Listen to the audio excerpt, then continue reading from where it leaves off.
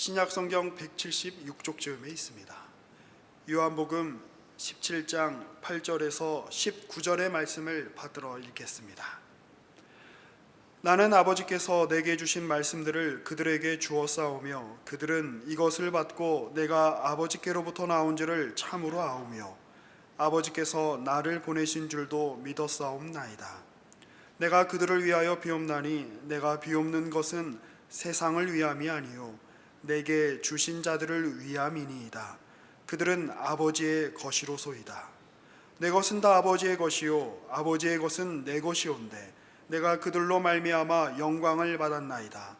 나는 세상에 더 있지 아니하오나 그들은 세상에 있사옵고 나는 아버지께로 가옵나니 거룩하신 아버지여 내게 주신 아버지의 이름으로 그들을 보전하사 우리와 같이 그들도 하나가 되게 하옵소서. 내가 그들과 함께 있을 때에 내게 주신 아버지의 이름으로 그들을 보전하고 지키었나이다.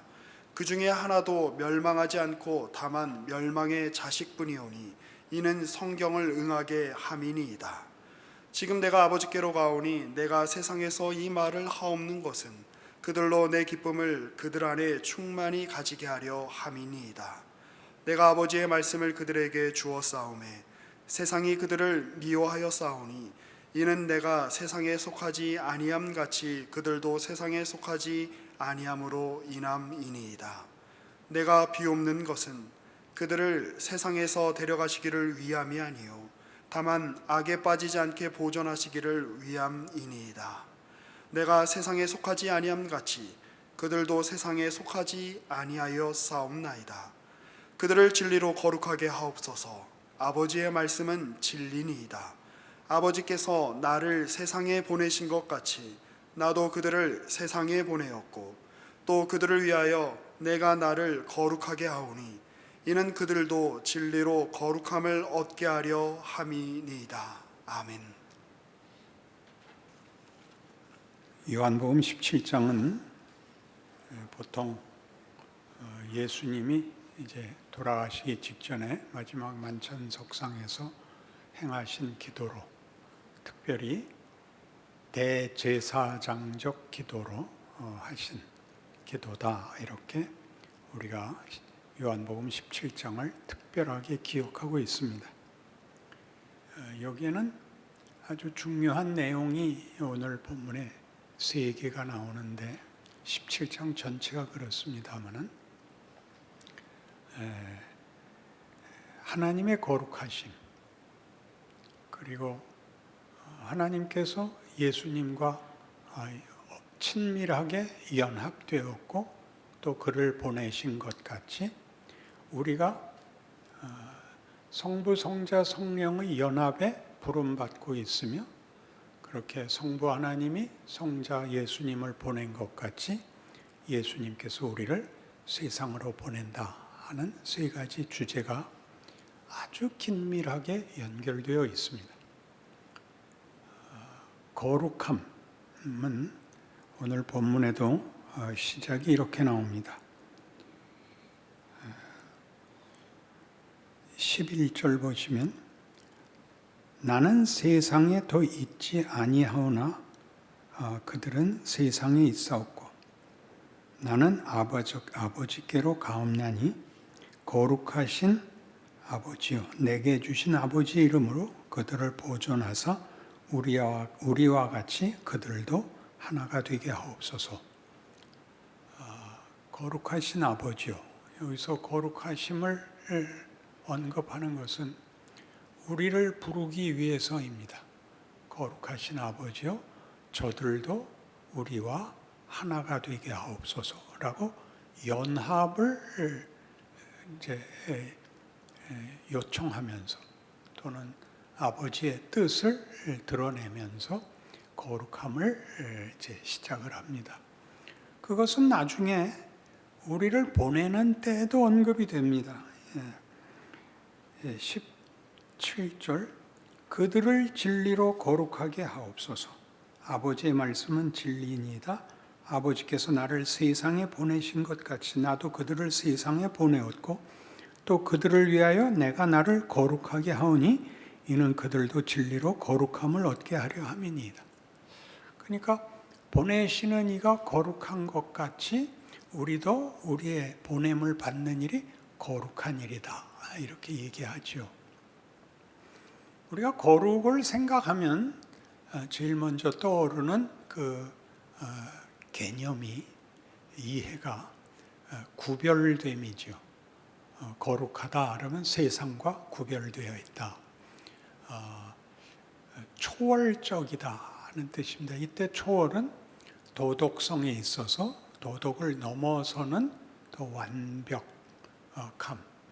또 속된 것과 구별되는 천상의 것에 속하는 진리, 내용, 그런 분리를 먼저 생각할 것입니다. 그러나 이제 중요한 개념이 로완 윌리엄스에 의해서 이렇게 소개됩니다. 로완 윌리엄스의 책들은 우리나라에 한 7, 8종 정도 번역되어 나와 있는데 그의 업적은, 그의 가치는 성경에 있는 단어들의 개념을 세상적 개념에서 성경의 개념으로 제대로 이해시키는 일에 아주 뛰어나신 그 분입니다. 그는 이 구별을, 거룩을 구별로 보지 않고 연합으로 봅니다. 참여로 봅니다. 그러니까 여기 등장하는 하나님의 거룩하심과 예수의 거룩하심과 이 보냄을 받는 자들에게 구하는 거룩은 모두 이런 연합과 보냄, 참여가 묶여 있습니다. 하나님의 거룩은 하나님이 우리랑 멀리 떨어져 있고 극명하게 대조되는 간격으로 이해되는 게 아니라 찾아오심으로 성경에는 그의 거룩이 특징지어 있다. 그렇게 얘기하는 거죠. 차이야 물론 있습니다. 존재론적으로 일단 비교할 수가 없습니다. 거기는 가까이 할 수 없는 그 간격이 있습니다. 그러나 요한복음 17장에서는 예수님께서 나는 이제 곧 아버지께 갑니다. 이제 죽으실 것이거든요. 그런데 내가 저들을 보냅니다. 내가 저들을 보내는 것은 아버지가 나를 보내신 바로 그 방법이고 아버지께서 나를 보내신 그 뜻이고 아버지와 나는 하나이고 그래서 저들을 보내는 것은 저들도 우리가 하나이기 때문에 내가 아버지의 뜻을 이룬 것 같이 저들이 맡은 위임된 저들의 책임은 바로 우리와 저들이 하나가 된 증거로 결과로 가능한 것입니다. 이렇게 풀어내는 것이죠.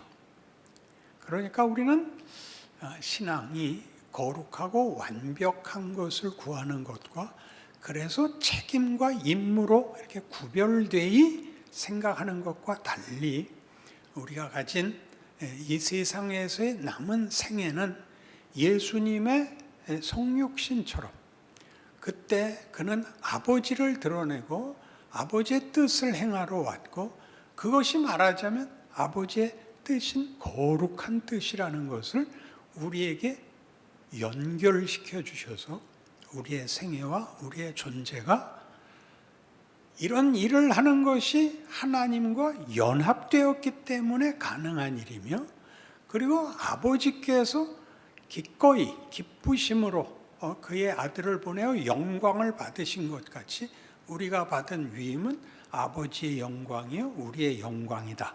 그렇게 얘기하는 셈입니다. 만만치 않죠? 그러니까 우리의 신앙 이해는 아무래도 세상적인 이해, 논리에 더 많이 우리가 익숙하기 때문에 이렇게 하나님께서 우리에게 할 일 다 하셨으니까 우리가 하나님께 이런 일을 갚자 하는 개념으로 되어 있는데 성경에서는 그렇게 얘기하지 않고 생명이란 비가 오면 자란다. 해가 나면 자란다.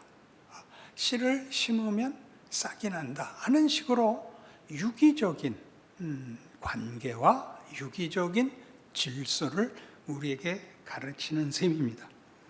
그래서 여기 14절 16절을 보시면 둘 다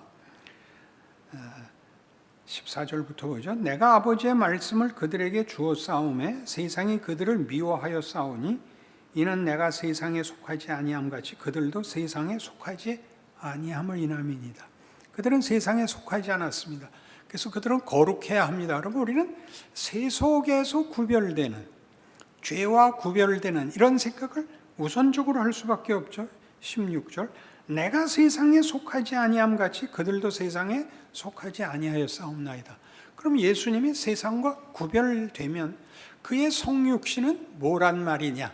이렇게 되죠.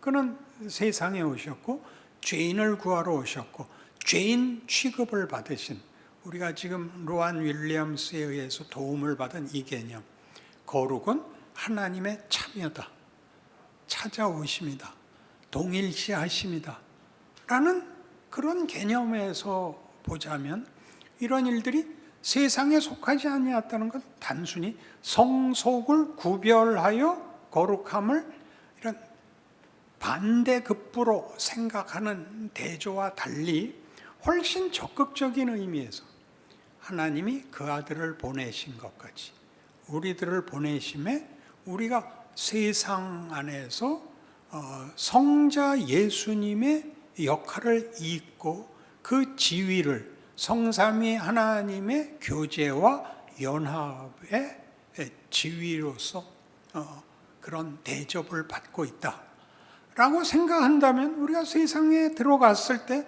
세상에 못 볼 꼴들에 대하여, 말이 안 되는 것들에 대하여 하나님께서 저걸 고치고 저걸 회복하고 저걸 재창조하시고 은혜를 베풀고 권능으로 창조를 완성하겠다라는 뜻으로 세상을 바라보게 되죠.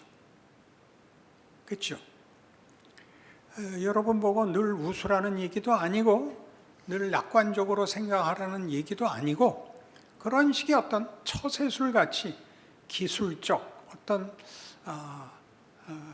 캐치프레이즈 같이 이렇게 단편적인 구호로 신자된 삶을 영위하고 힘을 얻는 것이 아니라 전체적인 안목에서 존재론과 운명론과 세계관에서 그것을 하나님의 심판이라고 끝날 세계가 그 과정 속에 어떻게 하나님이 그 심판을 완성하심에 있어서 은혜와 영광을 받으시기에 충분하신 개입과 관여와 일하심이 있는가 라는 것을 발견해야 되는 것입니다. 진리로 저들을 거룩하게 하옵소서. 내가 저들을 보냅니다. 저들은 세상에 속하지 아니하였습니다. 저들은 우리와 하나입니다. 그렇지 않습니까? 우리와 하나입니다. 거기 우리 21절 보시면 아버지여, 아버지께서 내 안에 내가 아버지 안에 있는 것 같이 그들도 다 하나가 되어 우리 안에 있게 하사 세상으로 아버지께서 나를 보내신 것을 믿게 하옵소서. 하나가 되게 해달라고.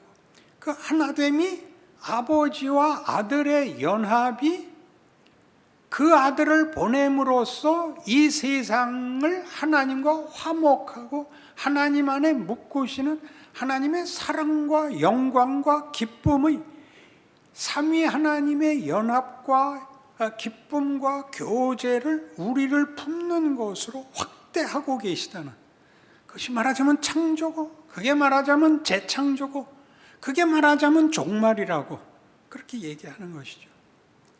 세상을 보는 눈이, 신자됨이라는 이해가 아주 완전히 차원이 다른, 낮고 높고가 아니라 시작과 과정과 끝이 비로소 함께 눈앞에 펼쳐지는 그런 기도를 지금 예수께서 하고 계십니다.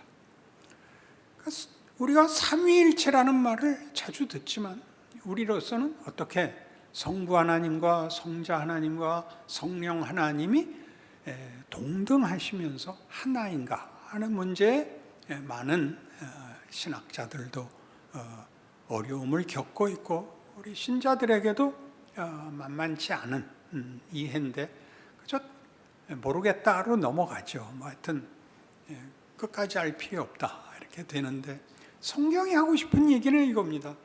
하나님은 창조 위에 계시는 초월자이시며 그 초월자가 세상 안에 실제로 역사 안에 들어오셨었다.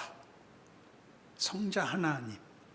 그러니까 한 분이 하늘에도 있었고 세상에도 오셨고 지금 우리 안에, 신자 안에 그 생애를 함께하고 계시다.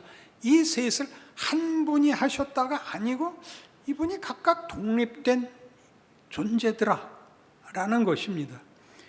이걸 어떻게 묶어야 되는지 우리는 모릅니다. 그러나 하나님은 분명히 초월자시며 창조와 심판자이시면서 시간과 육체 속에 들어오실도록 실제적이고 지극하시고 실존적인 역사를 행하신 분이고, 그 역사를 우리의 생애에 걸쳐서 성자 예수님의 하신 일, 성부가 맡기신 일을 우리에게 결과로 주사 우리로 하여금 그 역할을 이어받게 하신, 다른 표현으로 아버지의 유업을 이을 자, 하나님의 유업을 이을 자라고 얘기하는 이 동등한 지위를 우리에게 지금 맡기고 계시고 우리 안에서 일하고 계시다라는 풍성한 개념을 우리에게 요구하고 계십니다. 이것이 이 요한복음 17장이 하고 싶은 이야기입니다. 그러니까 예수님께서 아버지가 나를 보냈다 라는 것은 굉장하죠. 한 분 하나님이 내가 이런 생각을 해서 내가 왔고 내가 지금 너희랑 함께 하고 있다 라고 얘기해도 충분히 가능한, 신이라면 능히 그렇게 할 수 있다라는 걸 이해하지만 그것이 이렇게 존재가 셋으로 세 위의 연합이라는 관계와 교제 속에서 이렇게 일을 하고 계시다라는 것이 우리에게, 하나님이 직접 하시면 될 일을 왜 우리에게 맡겨서 우리 인생을 고통스럽게 하십니까? 라는 데 대하여 답을 주는 근거이지요. 네가 울고 나에게 기도하고 내가 네게 답하고 너의 눈물과 슬픔과 찾아감이 복되고 기적이고 은혜고 하는 인생을 너희가 친히 살아라. 그 발걸음마다 네가 하는 모든 기도마다 네가 쉬는 모든 숨마다 거기에 내가 너와 함께하여 네 기도를 듣고 네 비명을 듣고 네 발걸음을 복되게 한다 라고 얘기하는 것은 우리가 음악적으로 혼자 노래를 잘하는 것이 아니라 이렇게 화음을 넣는, 중창이 되고 합창이 되고 오케스트라가 되는, 음악을 하는 사람들만 하는 것이 아니라 듣는 사람들이 다 알듯이 하나님이 그렇게 풍성한, 그렇게 거룩하신 분이라고 우리에게 가르칩니다. 우리로 이 하나 된 것을 즐겨라, 이 하나 된 영광을 누려라 이렇게 얘기하죠. 그래서 성경에서는 이렇게 말합니다. 지금 오늘 본문에서는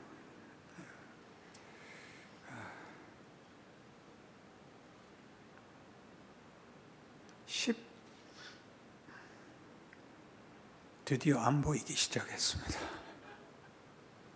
지난주까지 보였는데 13절, 지금 내가 아버지께로 가오니 내가 세상에서 이 말을 하옵는 것은 그들로 내 기쁨을 그들 안에 충만히 가지게 하려 함이니이다. 예수님이 왜 가세요? 예수님이 떠나면 손해고 우리는 목자 잃은 양같이 될 거라고 생각하는데 예수님은 그렇게 생각지 않고 이제 내가 씨를 심었고 싹이 났다. 이제 나는 내 할 일 했고 너희가 이제 내 역할을 너희가 친히 실제로 해볼 수 있게 되었다. 이렇게 하는 것은 아버지의 거룩하심과 나의 기쁨이 너희 것이 되게 하기 위해서이다. 이렇게 얘기합니다. 놀랍지 않습니까? 여러분, 우리의 생애는 만만치 않은데 성경이 하는 얘기대로 하자면 이것은 하나님이 그의 피조물인 우리 인간들에게 주신 그분의 기쁘신 뜻이고 그분의 놀라운 지혜고 그분의 정말 구별적으로 우리가 상상할 수 없이 거룩하신 그분의 모습입니다. 이것이 신자가 된다는 뜻이요, 우리가 우리 인생을 이런 명령을 가진 자로 산다는 뜻입니다. 이 명령은 그러니까 잘하고 못하고보다 훨씬 더 근본적인 것이죠. 존재론적이고 운명론적이고 정체론에 관한 것이고 하나님의 일하심의 신비에 들어가는 문제가 되는 것이죠. 놀랍지 않습니까? 그래도 그냥 빨리 정답 외우고 100점 받고 들어가는 게 나을까요? 우리는 늘 이거죠. 이런 드라마를, 이런 신비를 살아가는 그런 책임을, 하나님의 가장 복된, 성경적 표현은 하나님의 영광이 드러나는, 그래서 우리도 그 영광을 나누는 이 자리의 부름을 신자들은 뜻밖의 잘 이해하지 못합니다. 이 첫 문턱을 못 넘어서기 때문입니다. 예수 믿는 것이 처음에 중요한 문턱이지만 믿고 난 다음에도 또 다른 문턱, 쉬운 인생을 살기를 바라는 문턱이 우리를 늘 잡아뜨리는 것 같습니다. 그러니 우리에게 준 이 위임은 너희는 가서 모든 족속으로 제자를 삼아 아버지와 아들과 성령의 이름으로 세례를 주고 내가 너희에게 분부한 모든 것을 가르쳐 지키게 하라. 이건 얼마나 대단한 겁니까? 예수님이 오셔서 하신 그것을 우리 보고 이제 해서 역사가, 인류가 이 하나님이 목적하신 완성, 종말이라는 이름, 마지막 심판이라는 말은 우리에겐 공포스럽게 이해되고 있지만 성경은 이게 완벽한 절정과 대단원으로 하나님의 기쁘신 영광이 모든 피조물의 회복과 완성으로 가는 것으로, 그리고 우리가 그 일에 참여하여 내가 아버지 안에, 아버지가 내 안에 있는 것 같이 저들도 하나가 되어 우리 안에 있게 하옵소서. 우리의 기쁨과 우리의 영광을 나누게 하옵소서. 그렇게 기도하는 것이죠. 그래서 이 일들은 우리에게 이렇게 말하는 것을 수사법으로 이해해 주십시오. 꼭 해야 되는 일이 아닙니다. 안 하면 손해인 일이고 안 하면 바보짓인 것입니다. 인생이라는 것과 인간이라는 것과 자기 삶의 현실을 외면하고 도망가는 것은 촬영 현장에서 도망가는 것입니다. 드라마에서 배역이 없는 대로 도망을 가면, 저 옛날에 그 고등학교 때 학교 밴드부 연습하는 게 너무 보기 좋아서 거기에 붙여달라고 갔었습니다.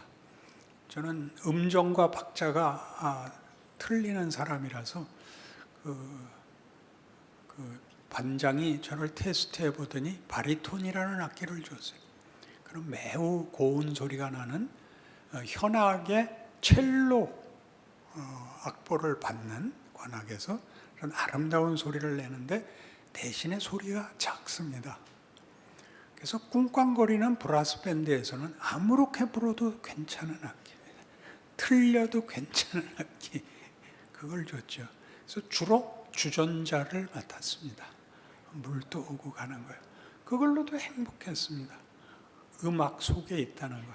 고급한 음악 한 거 없습니다. 거의 다 행진곡입니다. 군대 행진곡.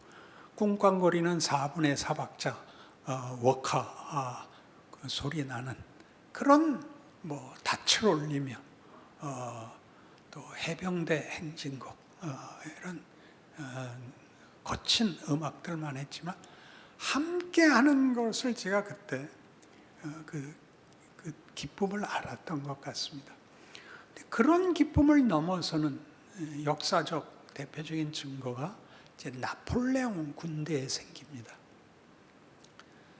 나폴레옹이 유럽을 거의 다 독점했을 때 그 유럽의 여러 나라들이 가장 놀란 것이 왜 나폴레옹 군대의 군인들은 이렇게 용감한가?